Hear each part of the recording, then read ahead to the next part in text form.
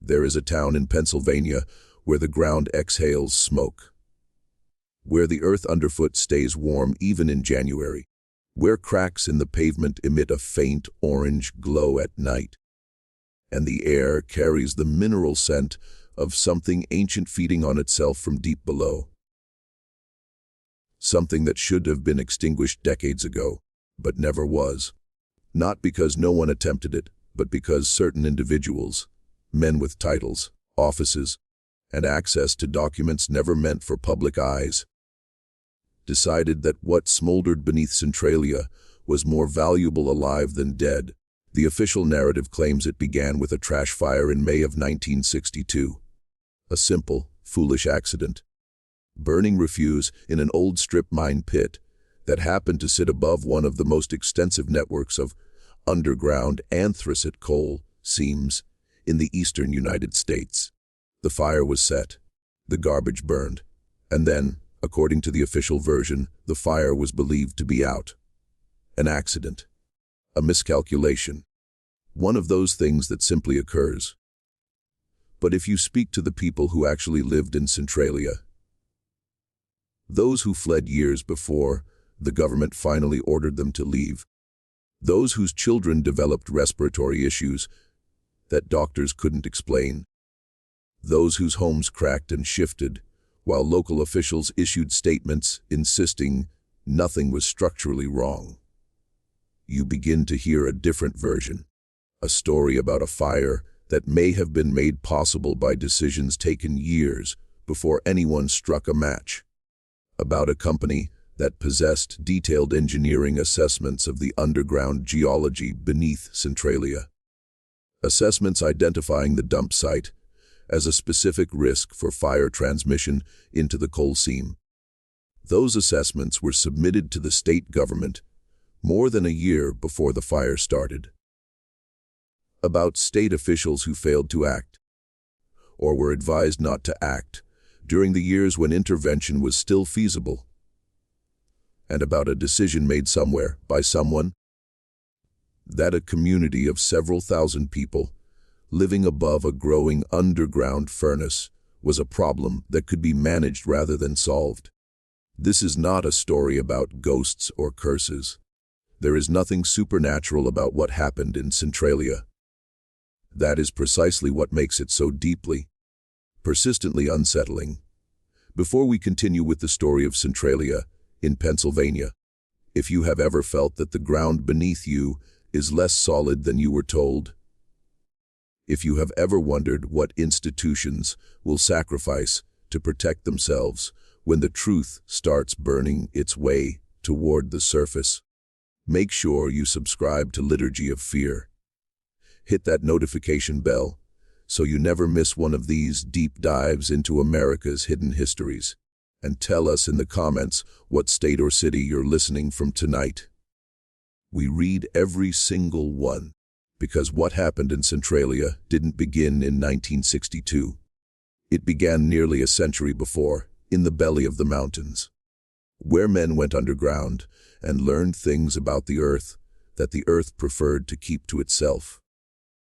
To understand Centralia, you have to understand what anthracite coal meant to the people of central Pennsylvania in the second half of the 19th century. It was not simply fuel. It was life itself, the material substance from which entire communities were built and sustained. The thing that justified the existence of dozens of small towns in the valleys and ridges of the Appalachian Mountains. Unlike the softer bituminous coal found elsewhere, anthracite burned hotter, cleaner, and longer. It was the coal that heated the brownstones of New York City and the townhouses of Philadelphia.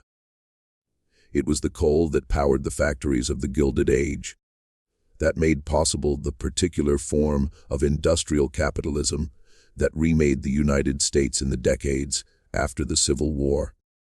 And the men who controlled the rights to extract it from the earth became, during those years, extraordinarily powerful. The region that would become Columbia County sat atop one of the most extraordinary geological formations in North America, a massive deposit of anthracite running in thick, interconnected veins through the ridges and hollows of the Central Appalachians. Those veins had been worked for generations. Small, independent mining operations had opened shafts and dug tunnels throughout the area during the first half of the 19th century, pulling coal by hand and mule, leaving behind a labyrinthine network of tunnels and chambers that was never comprehensively mapped. When the large coal companies arrived in the post-Civil War period and began systematic industrial extraction, they inherited not only the coal, but also that underground architecture. All its passages and chambers and intersections, its flooded sections and its gassed sections, its sealed entries and its rotted timber supports. The town of Centralia, incorporated in 1866, though settlers had occupied the valley for decades before. It sat in a natural bowl between ridges, a compact grid of streets pressed close together, the way towns in coal country always were, as if proximity itself might provide some protection against the particular loneliness of the mountains. By the 1870s, the Philadelphia and Reading Coal and Iron Company had already begun systematic operations in the area, and the network of tunnels that honeycombed the ground beneath Centralia's streets was growing more extensive every year. The miners who worked those tunnels knew them, the way they knew the floors of their own homes. Which passages connected to which? Where the ceilings were low, where the air went bad in wet weather, which shafts had been abandoned and sealed with nothing more than a few timbers and a rough fill of ash and dirt. The men who worked those mines were largely immigrants: Welsh, Irish, Lithuanian, Polish, Slovak, Italian. They had come to the Pennsylvania coal regions because the companies had recruited them, sending agents to ports of entry with promises of steady wages and company housing. And they had stayed because the coal had swallowed their fathers and their brothers and their neighbors. And because the coal region was all they knew, and they built churches in Centralia. Half a dozen denominations crowded into a town that at its peak held around 2,000 souls. They built a school, a post office, a movie theater, taverns, a lunch counter, a hardware store. They built, in other words, a real community, a place with its own texture and its own memory, on ground that was never entirely theirs. A miner named Joseph Kudlak, who worked the Locust Run shaft beginning in 1898 until a roof collapse took 2 of his fingers in 1911, kept a journal that was eventually preserved by his granddaughter and donated to a small historical archive in Bloomsburg. In an entry from the summer of 1903, he wrote something that would read decades later as a kind of unwitting prophecy. The foreman tells us again today to leave the number 7 corridor sealed and to ask no questions about it. He says the gas in there is bad. But I have been at the entrance to that tunnel, and there is no bad air that I can detect. There is only old coal and empty dark, and the sense that whatever is wrong in that place, the company already knows what it is and does not intend to share the knowledge. What Kudlak had sensed, but lacked the technical vocabulary to fully articulate, was that the geological map of Centralia's underground was more complex and more dangerous than the company had ever disclosed to the miners or the community above them. The veins ran not only deep, but shallow, in some places less than 50 feet beneath the town streets and yards, and those shallow seams connected to deeper ones through the labyrinthine system of old workings left by generations of small-scale extraction. The ground beneath Centralia was, in other words, full of holes. Interconnected, partially sealed, partially flooded, partially filled with gases that accumulated in confined spaces. A vast subterranean architecture that no single person had ever mapped in its entirety. For decades, that simply meant that living in Centralia involved a particular kind of background unease.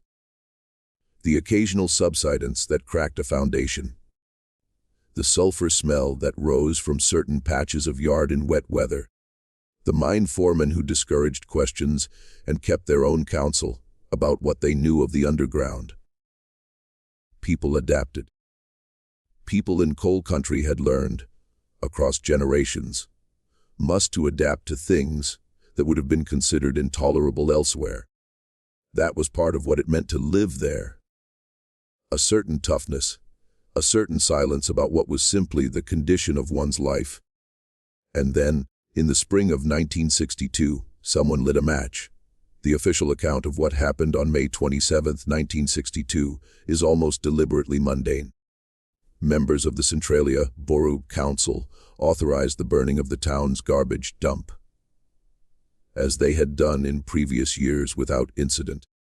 The dump occupied an old strip mine pit at the edge of town on Langdon Street.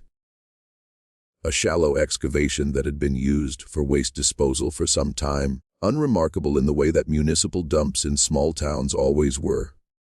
The fire was set. The garbage burned. By all outward appearances, the fire was extinguished after the burning was complete. Muttered, the council members went home. The borough of Centralia proceeded with its ordinary business. Over the following days, workers noticed that sections of the dump were still smoldering. They applied water. They covered smoldering areas with soil. They returned the next day, and the smoldering continued. This was not at first treated as an unusual situation. Dump fires sometimes lingered, and the standard remedies usually worked within a few days. What no one on the Borough Council knew, and what the state agency responsible for mine safety almost certainly did know, was that the Langdon Street dump had been constructed in a location that posed a specific and documented risk. An engineering assessment commissioned in April of 1961, more than a year before the fire, by the corporate entity holding mineral rights to the coal seams beneath Centralia, had identified the dump site as adjacent to, and in some sections, directly above, an unmapped series of old workings that connected to the main seam network. The assessment noted, in careful technical language, that burning operations at the dump site should be conducted under supervision, given the risk of fire transmission to the underlying coal seams. That assessment had been submitted to the state government. It was in a filing cabinet somewhere in Harrisburg, while the Borough Council voted to burn the dump in May of 1962. Nobody told the Borough Council. Nobody sent a memo or made a telephone call or posted a notice. Nobody pulled the engineering file and said, "Wait, this location has been identified as a risk." And so the fire found the coal, not dramatically, not with an explosion or a visible catastrophe that would have required immediate response, but slowly, invisibly, in the way that underground fires always begin. A thin, unmapped seam along the edge of the pit. The fire followed the seam connected to others. The network of old workings provided passage. The fire moved. Coal seam fires are not like surface fires. They don't roar. They don't produce the visible drama that prompts immediate response. They smolder at temperatures that can exceed 1,000 degrees Fahrenheit, while leaving the surface above them looking, to the casual observer, more or less normal. They follow seams wherever the seams lead. Through the dark, through old tunnels, through the complex underground geography that no surface map fully captures. And they are extraordinarily difficult to extinguish once they have established themselves in a seam system, particularly when that system is as extensive and as poorly mapped as the one beneath Centralia. In the weeks and months following the May fire, the State Department of Mines and Mineral Industries received reports from inspectors who had visited the dump site. The reports noted ongoing subsurface combustion. They noted that standard suppression methods were not producing the expected results. They noted that the fire appeared to be spreading beyond the boundaries of the dump pit. And then, for a period that would later become the subject of considerable scrutiny, the decisive action that those reports called for simply did not materialize. The reasons for that inaction bring us to the part of the Centralia story that the official histories tend to narrate as bureaucratic inefficiency. Interagency coordination failures, budget constraints, the challenges of responding to an unprecedented situation. Those explanations are not entirely wrong. They are simply incomplete. In 1962, the coal industry in Pennsylvania was in a state of managed decline. The great anthracite companies that had dominated the region for decades had largely completed the extraction of the most accessible seams and had pivoted to protecting and monetizing what remained of their underground assets. For the mineral rights beneath Centralia, the legal ownership of the coal still in the ground, were held by a corporate entity that was itself a successor to one of the original mining companies, now part of a larger energy conglomerate based in Philadelphia. Those rights had value even for coal that was currently inaccessible. In an era of energy uncertainty, the prospect of future extraction from those seams was worth something to the men who held the rights. And the value of those rights was directly affected by what happened on the surface above them. Several of the men in positions most relevant to a rapid response to the Centralia fire had professional histories, and in some cases professional relationships, that connected them to the coal industry. They were nominally regulating, and this was not unusual in Pennsylvania at the time. The revolving door between industry and the agencies overseeing it was not secret. It was simply the established order. The way things had worked for decades in a state where coal was king, and the people who ran coal were woven through the fabric of government and civic life at every level. Extinguishing the fire in its early stages would have required excavating the affected area of the dump, removing the burning material, and isolating the seam entry points to prevent reignition. Early engineering estimates that exist in the state record, put the cost of such an intervention at somewhere between 175,000 and 400,000. Significant but not catastrophic, and not the kind of expenditure that should have been difficult to justify when the alternative was allowing a fire to spread through the underground seam network beneath an inhabited community. The state hesitated. Federal agencies were consulted. A working group was formed. Studies were commissioned. More time passed. By 1965, 3 years after the initial fire, the underground combustion had moved well beyond the dump site. The engineers who examined the area for the state that year produced reports like significant expansion and continued spread into the township and immediate intervention. A state engineer made Harold Tressler a formal assessment that autumn wording specific that the following that was threatening to become uncontainable if action was not taken within the very fully near the future. That report sat in a filing cabinet in Harrisburg for the better part of a year. By the time money was actually allocated for a serious suppression attempt, a trenching operation designed to cut off the fire's path, the fire had already moved around and beyond the trench before the work was completed. The first major federal intervention came in 1969. By then, the fire had been burning for 7 years, had spread through multiple seams, and had placed itself in a position where extinguishing it would have required an effort of a scale and cost that neither the state nor the federal government was prepared to commit. What had been a containable local problem in 1962 was, by 1969, a catastrophe in slow motion. The surface of Centralia was still intact. The houses were still standing. The school was still open. Children still walked to church on Sunday mornings along streets that, from above, looked more or less as they had always looked. But below the surface, in the dark, the fire was moving through the seams, with the patience of something that had no need to hurry. The people of Centralia did not know the full extent of what was moving beneath them. They would spend the next decade and a half finding out, one frightening discovery at a time.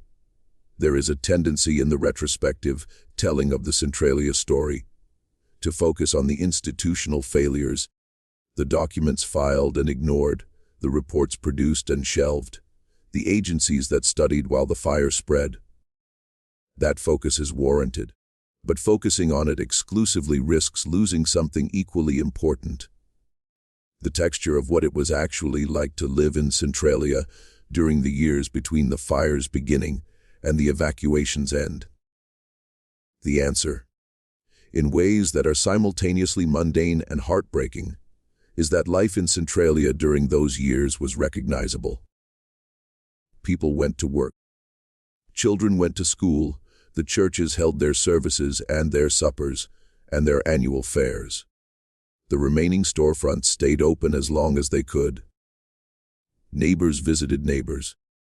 People argued at borough council meetings about exactly the things that people argue about at borough council meetings everywhere: road maintenance, budget allocations, the particular frustrations of local governance.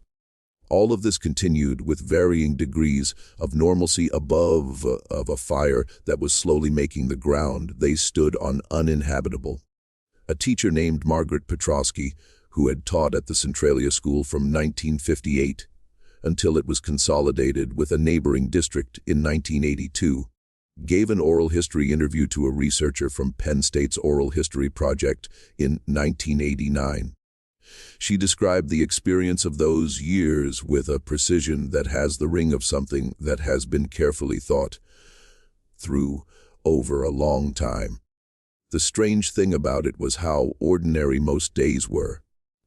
You would come in the morning, and you would teach, and the children would be there, and you would go home. And then sometimes something would happen that reminded you. A crack in the road outside that hadn't been there the week before, or the smell in the lower hallway that we couldn't get rid of no matter what we did, or one of the children coming in and telling you that their mother had been sick again. And you would think, how is this ordinary? How have we made this ordinary? But we did. People do. What Petrosky described, that accommodation of the extraordinary within the framework of the ordinary, is one of the documented psychological responses to chronic environmental threat. When people who cannot immediately remove themselves from a dangerous situation develop a form of normalization that allows daily life to continue. It is not denial exactly. The residents of Centralia were not, by any documented account, unaware of the fire. They were acutely aware of it, but awareness without the ability to act on it eventually settles into a kind of background hum. And so daily life continued because it had to, because the alternative was paralysis, because the children still needed to be fed, and the bills still needed to be paid, and the furnace still needed to be coaxed into life on February mornings. Even if that furnace sat in a basement that was noticeably warmer than it should have been. And the social life of the town during those years had a quality that survivors describe with remarkable consistency: a heightened intensity of community connection alongside a growing awareness of impermanence. People came together in the churches and the remaining taverns and each other's kitchens with an awareness, often unspoken, that what they were maintaining together was fragile in ways that communities, built on solid ground, did not have to confront in the same way. Birthday parties and baptisms and Sunday dinners took on an additional weight. Arguments about small things, the kind of arguments that fill any community's life, The minor irritations and disagreements that normally resolve and are forgotten had a different quality in Centralia during those years, because everyone involved understood at some level that the community they were arguing within might not be there in the same form much longer. Father Bernard Cherney, who served as pastor of one of Centralia's Catholic parishes from 1971 through the final years of the evacuation, described his experience of those years in a memoir published privately and available in the Bloomsburg Historical Collection. He wrote, "I have been present at a great many deathbeds in my ministry, and I recognize now that what I was witnessing in Centralia during those years was something structurally similar, the particular quality of time that belongs to a life that knows it is ending, where each ordinary moment carries a weight it wouldn't have in circumstances of apparent permanence. People in Centralia during those years loved their community with an unusual fierceness, and they fought for it with an unusual tenacity. And when they finally had to leave, the grief was of a kind I had not encountered before. Not the grief of bereavement, but the grief of a community that had been deprived of the future it should have had." By the mid-1970s, Centralia had already begun to change in ways that were difficult to quantify, but impossible to miss for anyone who had known the town before. The population was declining steadily in the way of a community that has begun to sense something wrong, without being able to name it precisely. Young people left after high school and didn't come back. Families who could afford to move quietly did. The storefronts on Center Street emptied one by one. The hardware store closed. The movie house closed. The lunch counter contracted its hours, and then its ambitions. The fire made itself known in different ways in different parts of town. In some yards, the grass had died in patches, brown ovals in otherwise green lawns. The soil beneath them warm to the touch in December when the ground should have been frozen and hard. In some basements, a smell collected in corners and along floor joints. Sulfurous, mineral, the smell of something old burning deep underground. Carbon monoxide, colorless and unscented, accumulated in enclosed spaces at concentrations that gave people headaches and slowed their thinking and made the air feel thick and wrong in ways that were hard to articulate to someone who hadn't experienced it. In at least a handful of cases that exist in the documentary record, people lost consciousness in their own homes. A physician named Dr. Raymond Selecki, who had grown up in a neighboring town and had maintained a practice serving the coal region community for years, began noticing patterns among his Centralia patients in the early 1970s that troubled him deeply. He documented elevated rates of respiratory illness among residents of certain blocks. Illness that did not respond normally to standard treatment, and that seemed correlated with duration of residence rather than with individual health history. He documented neurological symptoms consistent with chronic low-level carbon monoxide exposure fatigue, persistent headaches, cognitive dulling that patients described as a kind of ongoing mental fog, mood disturbances that developed in people with no prior history of such symptoms.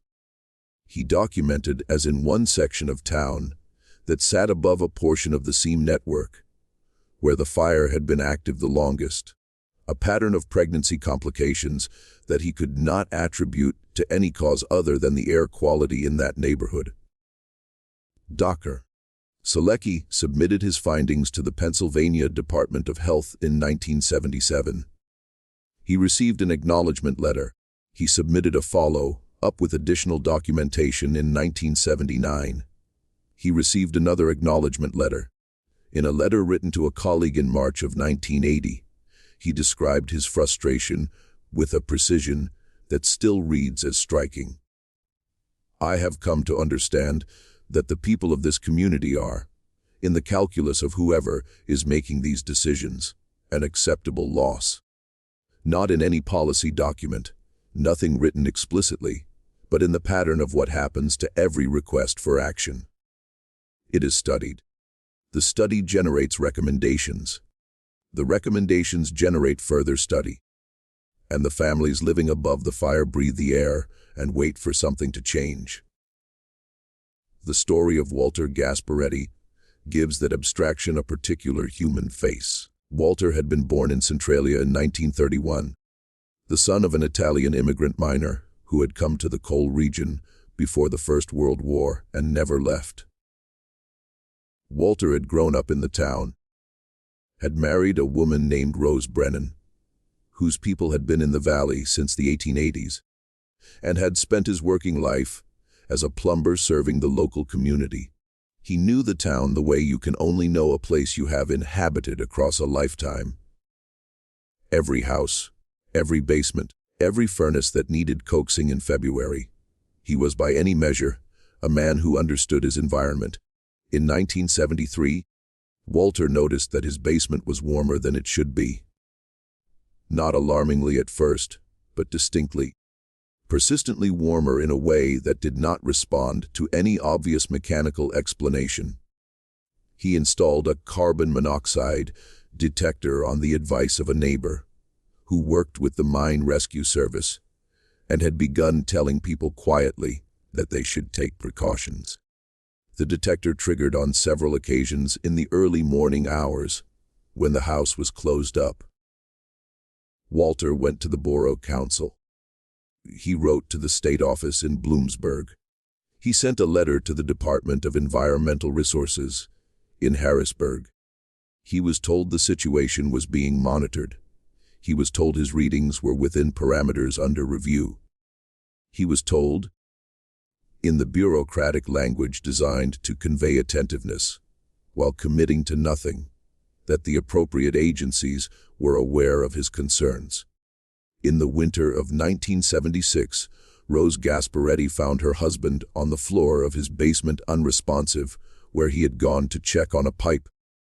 When help arrived and the basement was ventilated and measurements were taken, the carbon monoxide concentration in that space was found to be approximately 3 times the level that the state's own standards classified as immediately dangerous to human life. Walter survived. The damage to his heart and his lungs was not reversible. When Rose testified before a state legislative committee in 1983, 7 years later, by which point the evacuation of Centralia was well underway, she brought the letters. She had kept every letter Walter had written to every agency and every form response those agencies had sent back. She spread the papers on the table in front of the committee members. Years of correspondence. A documentary record of a man who had tried every channel available to him to communicate that something was wrong beneath his home, and who had received, in return, a succession of letters that acknowledged his concern without acting on it. He knew, she said quietly to the committee. He knew for years before it nearly killed him. Every person he contacted, every official, every agency, they knew too. What I want answered is not why the fire is still burning. What I want answered is why they let it burn. The committee received her testimony. A report was issued. Recommendations were made. The fire continued to burn. By 1981, the fire had been burning for nearly 2 decades. The state had acknowledged its existence, had attempted several suppression operations that the fire had circumvented, had also commissioned studies and formed committees, and allocated funds that were spent without producing the outcome they were supposed to produce. The residents who remained in Centralia had developed the particular psychology of people who live with a chronic, unresolved danger, a mixture of adaptation and vigilance, of normalizing things that should not be normal. And then, on the morning of February 14, 1981, the fire introduced itself in a way that could not be explained away or filed in a cabinet. Todd Domboski was 12 years old. He was playing in the backyard of his grandmother's house, on Locust Avenue on a cold winter morning. The ground dusted with snow. The wisps of steam rising from certain spots in the yard were a familiar sight. Residents of that block had grown accustomed to them, had stopped remarking on them, had incorporated them into their understanding of what their neighborhood looked like in winter. Todd walked across a patch of ground that looked, as far as he could tell, exactly like the ground around it. The earth gave way beneath him. A sinkhole opened without warning. The surface layer of soil, undermined and desiccated by the heat and gases rising from the fire below, simply gave way under the weight of a 12-year-old boy. The hole that opened was 4 feet across. It deepened rapidly as the loose material at its edges continued to give way. The depth would later be estimated at somewhere between 50 and 150 feet.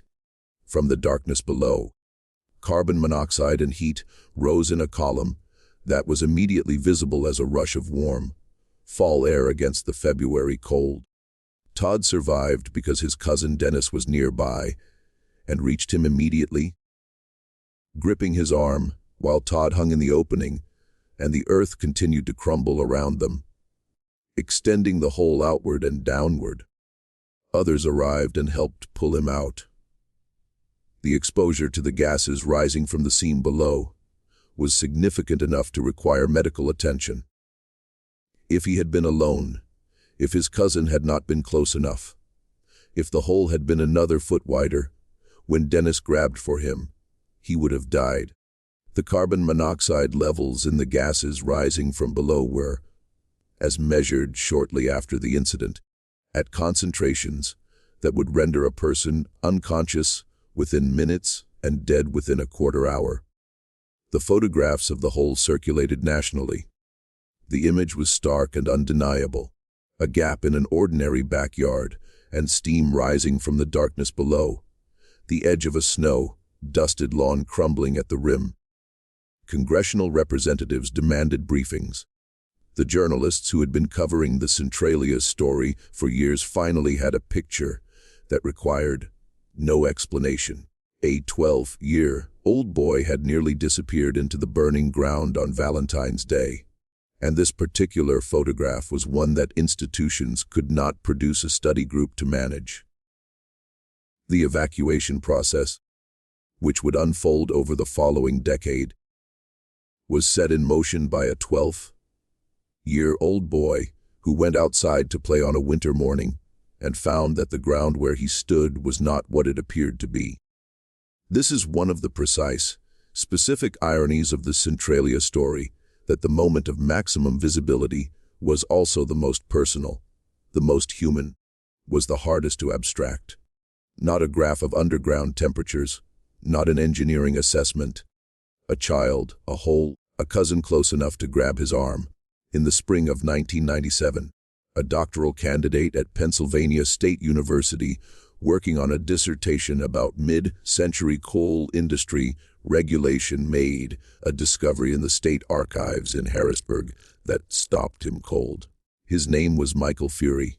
He was researching the regulatory framework governing strip mining in the post-war period and had been working through a large, imperfectly organized collection of files from the Department of Mines and Mineral Industries, the predecessor agency to the Department of Environmental Resources. The collection covered decades of regulatory activity and had not been systematically reviewed since its original deposit in the archive. Near the back of one filing cabinet, misfiled under a heading for Schuylkill County rather than Columbia County, Fury found a folder containing documents dated from 1961 and 1962.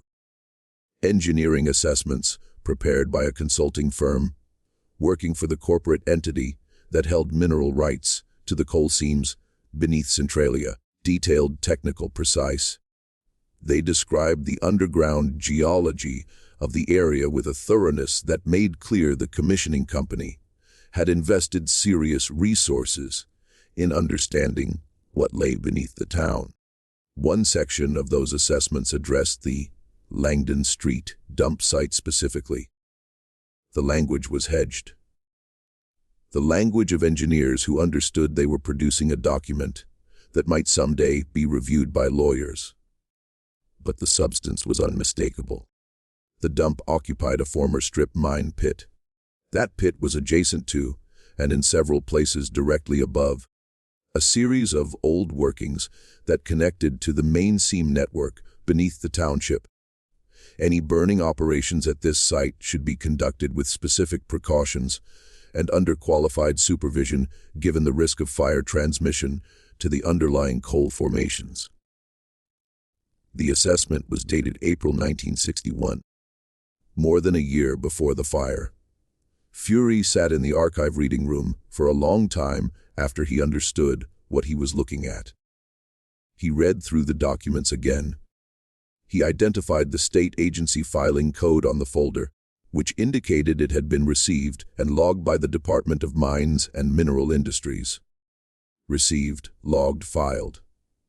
And then, apparently, never acted upon in any way that prevented the Borough Council from authorizing the burning of that same dump site 14 months later.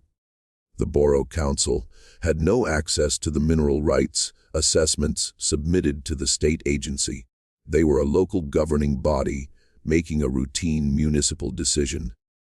They did not know that an engineering firm had told the state government more than a year before that burning at Langdon Street posed a specific and identifiable risk. They could not have known. That information was in the wrong room, in the wrong cabinet, in the wrong folder, in an archive in a city 60 miles away. Fury contacted the State Archives Administration. He contacted a historian at Bloomsburg University who had written about Centralia. He contacted a journalist at the Philadelphia Inquirer who had covered the Centralia story extensively in the 1980s. The journalist made inquiries. She contacted the Department of Environmental Resources, the State Attorney General's office, and the corporate successor to the entity that had commissioned the 1961 assessments. The response from the state was that the documents were historical materials outside any applicable statute of limitations. The response from the corporate successor was that its legal team had reviewed the matter and had no comment on historical documents. The response from the Attorney General's office was that no investigation was warranted based on the information provided. The documents were described in a sidebar article in the Inquirer in 1998. It ran on page B7. There was no follow-up investigation. There was no legislative hearing. There was no formal inquiry into how an engineering assessment identifying a specific fire risk at a specific location had been received by the state and then filed without any action to prevent the risk it described. The fire beneath Centralia was still burning when the article ran. It is still burning now. The emptying of Centralia did not happen in the swift, decisive way of emergency evacuations. It happened the way that slow catastrophes always resolve unevenly, incompletely, with the people most affected carrying the weight of decisions that were made at a distance by institutions that would not be living with the consequences. Federal relocation funds began arriving in 1984 following years of congressional attention and the sustained advocacy of a small group of residents who had, by that point, become practiced navigators of the machinery of government response. Families began accepting buyout offers. Some left with relief, grateful for any resolution to a situation that had been unresolved for more than 2 decades. Some left with fury, the particular controlled anger of people who understood they were being compensated for something that should never have happened at all. Some held out for better terms, arguing with federal agents over property valuations in kitchens where the carbon monoxide detectors had been sounding for years. And a few simply refused. Refused on principle or from necessity, or from the profound human unwillingness to accept that the life you have built and the place where you have buried your dead is simply going to be purchased out from under you at a price set by the people responsible for the situation in the first place. A woman named Eleanor Wojtaszek, whose family had been in Centralia for 3 generations, refused the first 2 buyout offers and stayed on Locust Avenue until 1992. She had raised her children in that house. She had buried her husband from the church 2 blocks away.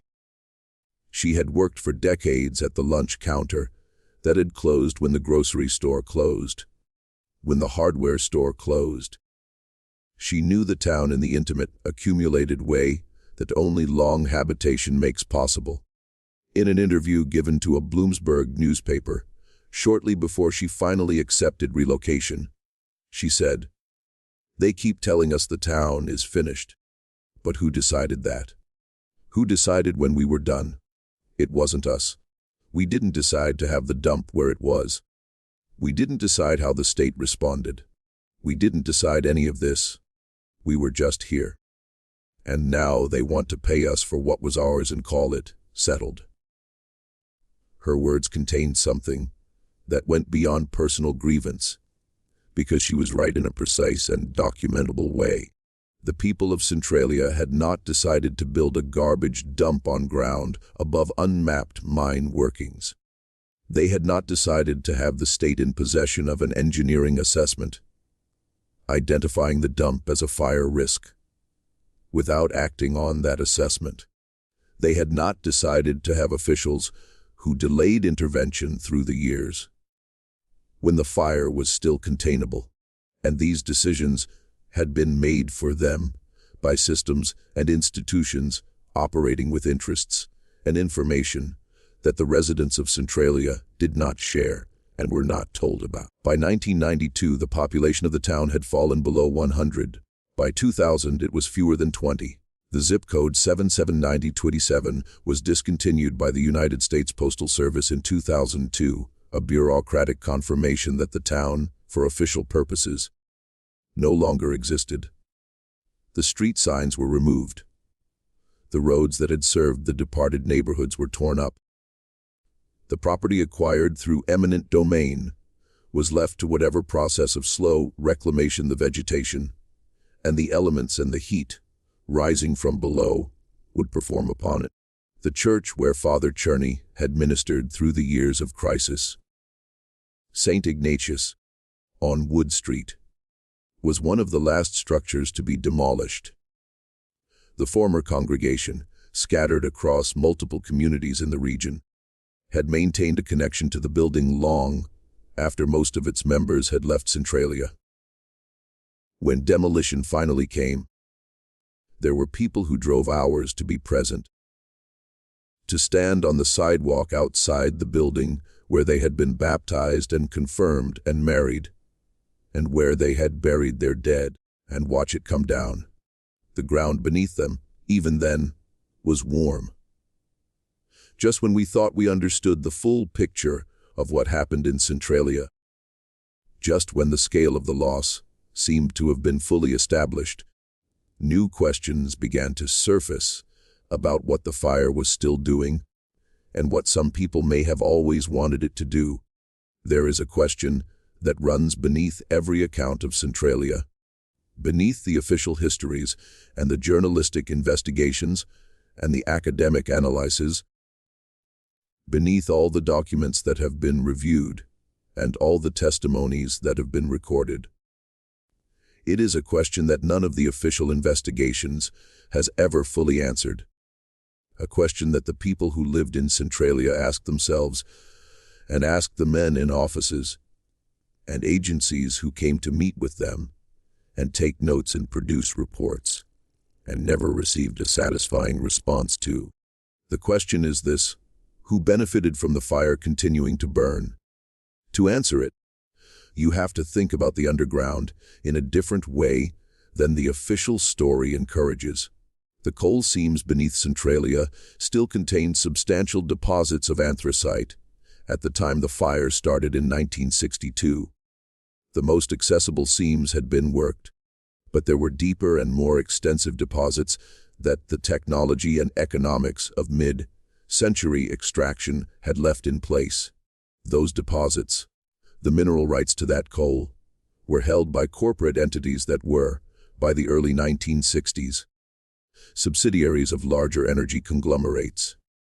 The value of those rights was real, even for coal that was currently inaccessible.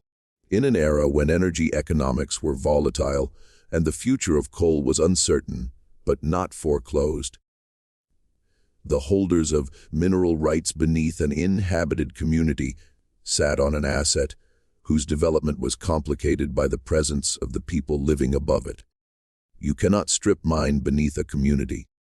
You cannot excavate the shallow seams beneath a residential neighborhood without relocating the residents above them. The legal and political obstacles to large-scale surface disruption of an inhabited area are enormous. Eminent domain proceedings, community opposition, media attention, the full weight of a community's claim to the ground it has occupied for generations. These obstacles are not insurmountable, but they are costly. They take time. They generate scrutiny. They produce the kind of public conflict that companies and the officials connected to them prefer to avoid. But a fire changes the calculus.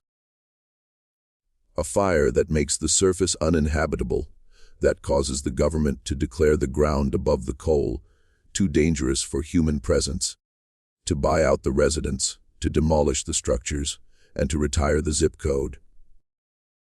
A fire that does all of that removes the obstacles. It clears the surface.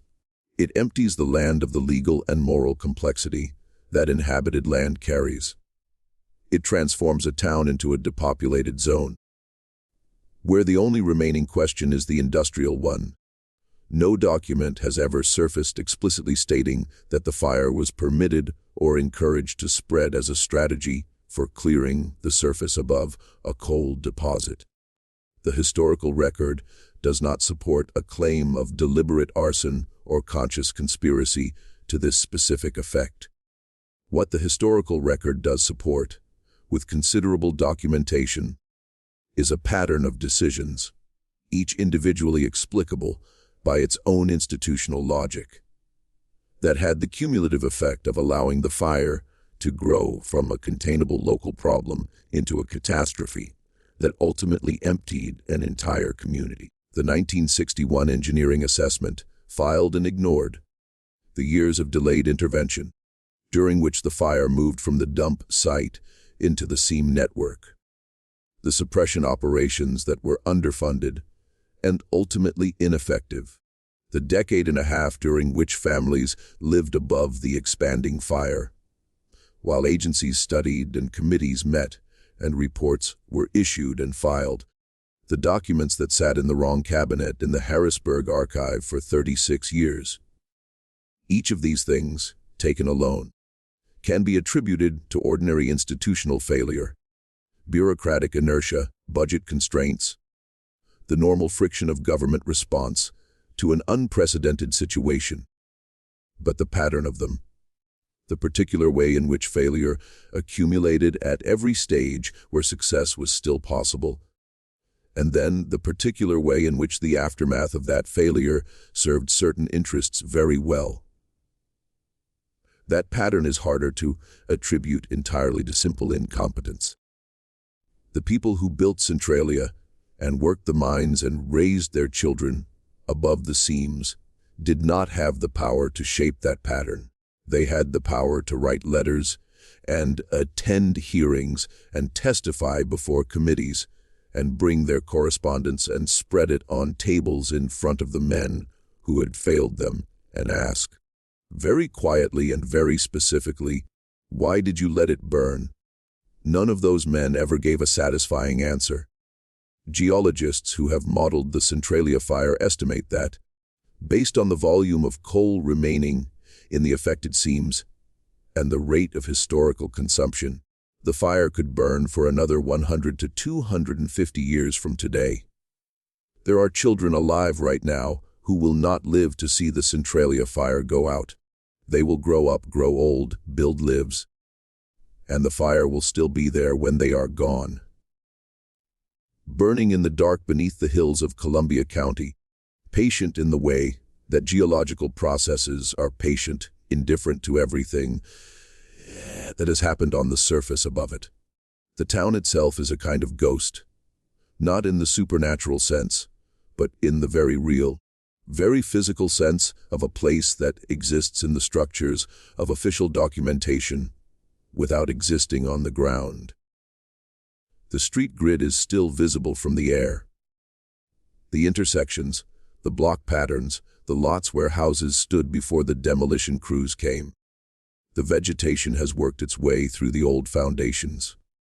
The cemetery is still there, its stones still standing above ground that is warm to the touch, where steam rises on cold mornings through the grass between the grave markers. A small number of people, fewer than 10 by the most recent available counts, remain. They live under an agreement with the state. They may stay in their homes for the duration of their lives, after which the properties revert to Commonwealth ownership. It is, depending on your perspective, either a recognition of something that could not be taken from them, or the final act in a very long process of managed erasure. The last people standing on ground the state has already declared does not exist as a community. If you walk through what remains of Centralia on a cold morning, and people do walk there, drawn by the strangeness of it, by the steam rising from earth that should be frozen, by the snow, free patches on the hillsides where the heat below keeps the ground clear. You can feel the warmth through the soles of your boots. You can smell it, that mineral, ancient smell of coal burning deep and slow.